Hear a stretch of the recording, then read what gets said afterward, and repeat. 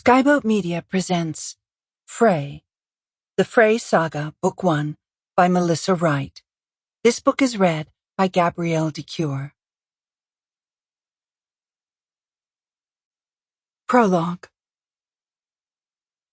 I stood in the center of a council chamber I had never seen before. A vast library lined the walls, interspersed with decorated frames and ornate mirrors. A great vaulted ceiling rose overhead, embellished with intricate carvings and painted in exquisite detail. Across the empty space before me was an elaborate table that seated 6 leaders of High Council, my executioners.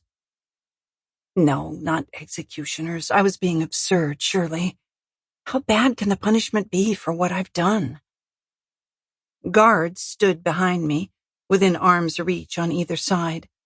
To the left of them were council members, and as I glanced right, in walked the dark stranger who'd come into my life only days before I had managed to destroy it. Chevelle stood at attention, facing the council table. He did not acknowledge me. I could hear others enter behind us, presumably witnesses, and I wondered if my tutor, my only possible ally in this ordeal, was among them. Even she might not be able to save me from this fate.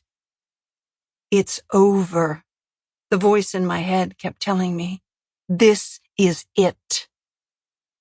But I was getting ahead of myself.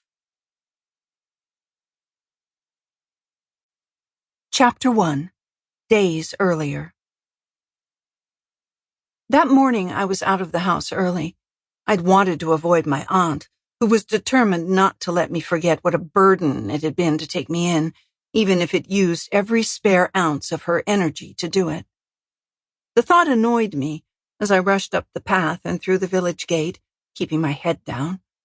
No one generally went out of their way to speak to me, but I wasn't one for taking chances. The other elves didn't have much use for one who wasn't able to contribute, and my lack of magic and skill usually put me far from their minds. Except for Evelyn of Rothagar, with whom I'd nearly tussled the day before. She'd gone into a bit of a coughing fit right before it had descended too far into unpleasantness, and I'd been saved from my own dark thoughts about how to deal with her. When she'd gotten to the village, though, she'd progressed from coughing to choking, and, according to my aunt, had blamed the whole thing on me, as if I could work magic. I slipped around the village and... Sample complete. Ready to continue?